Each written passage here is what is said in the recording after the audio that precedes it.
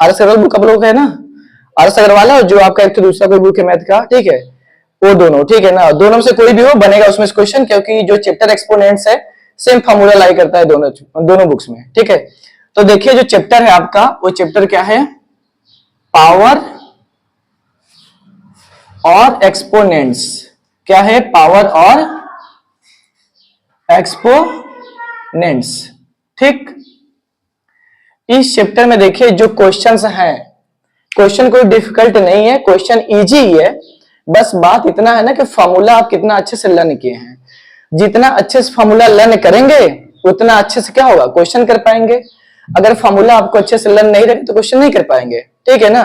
तो क्वेश्चन को देखिए करने के लिए फॉर्मूला को ध्यान से समझिए, और जो चैप्टर है ना इसमें जो फॉर्मूला है लर्न करने वाली बात नहीं है, बात केवल इतना है ना कि आप अगर क्वेश्चन मतलब फॉर्मूले समझ केवल लीजिए, केवल फॉर्मूले को समझ लीजिए तो क्वेश्चन कर लेंगे, ठीक है। तो देखिए मैं 1 बाय 1 करके पूरे फॉर्मूले को इंट्रोड्यूस कराऊंगा, और आप लोग ध्यान से देखिए समझिए, ठीक है, और लर्न भी करते चलिए, जिसके बेस पे क्वेश्चन पूरे बनेंगे, ठीक है। तो पहला देखिए जो फॉर्मूला है वो क्या होता है, a to the power m type का कुछ ऐसा मैंने फॉर्मूला लिखा है यहाँ पे, ठीक है। तो ये फॉर्मूला मत समझिए, कंसेप्ट समझिए इसको। तो ये देखिए जो a है, a क्या है आपका बेस, और जो m है, m क्या है, m को हम लोग कहते हैं एक्सपोनेंट। क्या बोलते हैं, एक्सपोनेंट, या फिर क्या कहते हैं पावर, क्या कहेंगे, पावर, या फिर क्या कहेंगे इंडेक्स, क्या कहेंगे इंडेक्स, ठीक है। और भी कहते हैं ऑर्डर भी बोल सकते हैं, ठीक है, डिग्री भी बोल सकते हैं, ठीक है। ये सभी चीजें क्या है, आपका जो बुक है उसमें केवल एक्सपोनेंट, पावर और इंडेक्स से दिया, ये भी आगे आने वाले समय में आप लोग पढ़ेंगे, ठीक है ना। तो इसमें देखिए पहला क्वेश्चन यही से बनने वाला है, आपको दिया रहेगा एक्सरसाइज में क्वेश्चन कुछ ऐसा क्या कि 2 पावर 5 है, 2 टू दी पावर 5, इसे रीड कैसे करते हैं देखिए। अगर मुझे रीड करना हो इसे तो रीड कैसे करेंगे, देखिए रीड कैसे करेंगे, ऐसे a to the power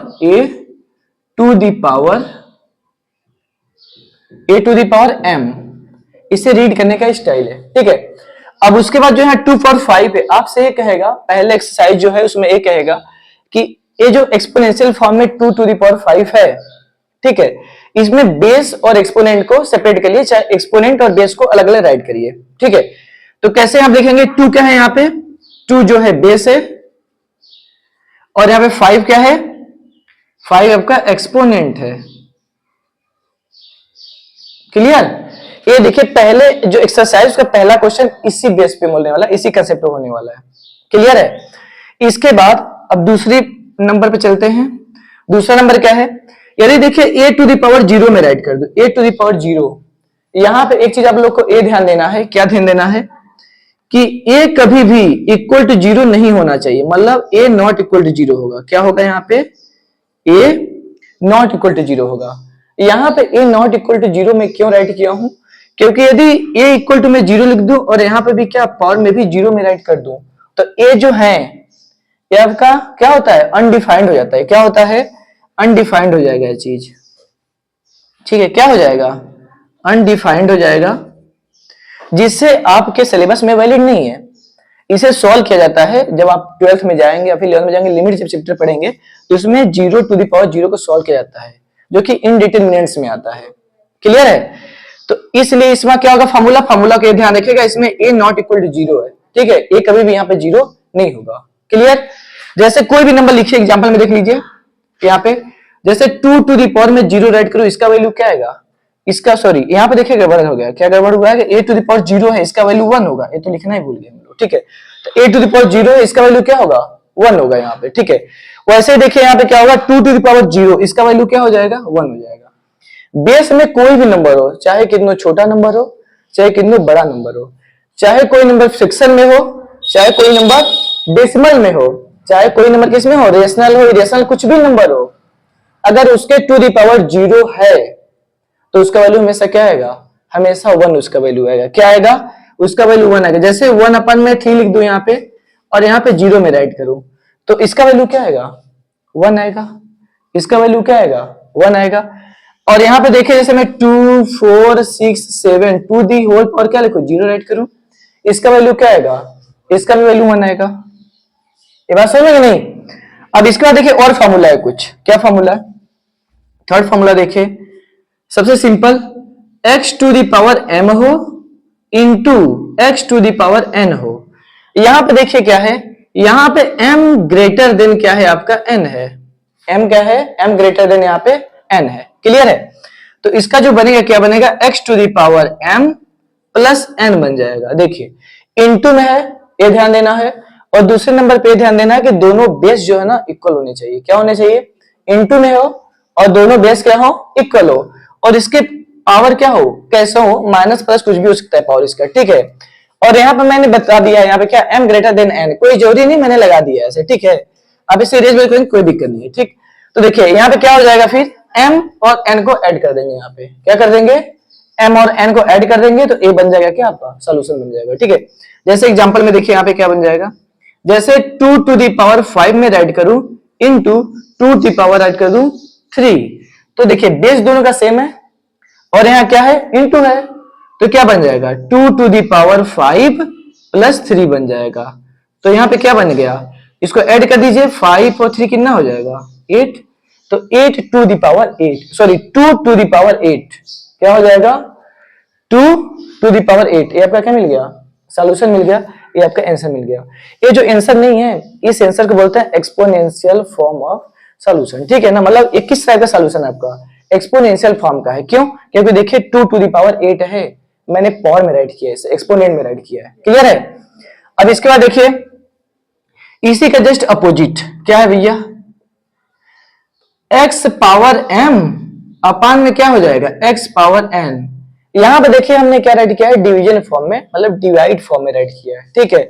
x to the power m और x to the power n, यहां पर भी देखिए बेस क्या है, दोनों का सेम है और पावर क्या है, डिफरेंट है।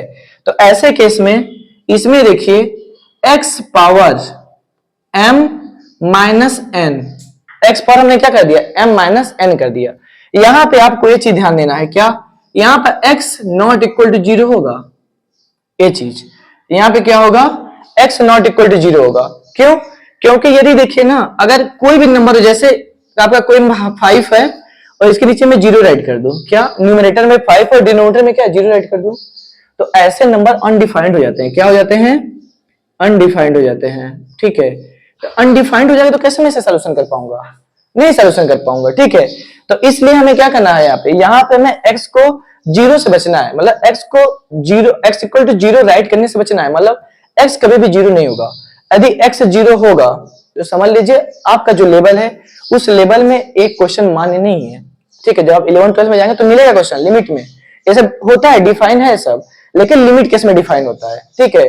तो ये जो अनडिफाइंड है आप लोग समझ जाइएगा कि अगर नीचे कोई 0 आ गया तो क्वेश्चन आपके लेवल में गलत माना जाएगा, या फिर क्या होगा, वो क्वेश्चन वैलिड ही नहीं है आपका सिलेबस का, ठीक है ना। अनडिफाइंड होगा, इसलिए कभी भी x 0 नहीं होता, इसलिए मैंने यहाँ पे क्या किया है, x नॉट इक्वल 0 किया, मतलब यहाँ पे 0 कभी हम लोग नहीं राइट कर सकते। क्लियर है? उसके बाद इसका एग्जांपल देख लीजिए क्या बनेगा, जैसे 5 पावर 3 राइट करिए अपान में 5 पावर 2 राइट कर दीजिए। तो मैं इसे क्या राइट करूंगा, देखिए अकॉर्डिंग टू दिस क्या होने वाले हैं, बेस दोनों का सेम, देखिए इसमें भी बेस दोनों सेम है, पावर यहाँ पे देखिए m है और पावर यहाँ पे n है, तो देखिए पावर क्या है यहाँ पे 3 है और पावर यहाँ पे 2 है, तो पावर क्या हो गए, माइनस हो गए। तो x सॉरी यहाँ पे क्या राइट करेंगे, 5 टू दी पावर क्या हो जाएगा 3 माइनस 2, ये क्या बन जाएगा, ये बन जाएगा 5 टू दी पावर 1। अब मैं इसे चाहूं तो 5 भी राइट कर सकता हूं, क्योंकि 5 टू दी पावर 1 का मतलब क्या हुआ, 5 केवल 1 टाइम से, तो क्या होगा यहाँ पे 5 हो गया। ये बात समझ में नहीं, ये देखिए होगा।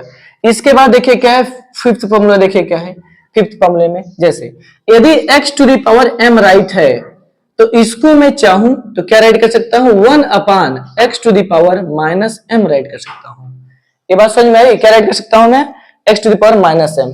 यहां पर भी देखिए क्या हुआ, x नीचे आ गया, तो क्या जो रूल यहां पे मैंने अप्लाई किया था, क्या रूल यहां पे अप्लाई होगा, बिल्कुल अप्लाई होगा, क्योंकि हमें नीचे डिनोमिनेटर में 0 राइट करना ही नहीं है।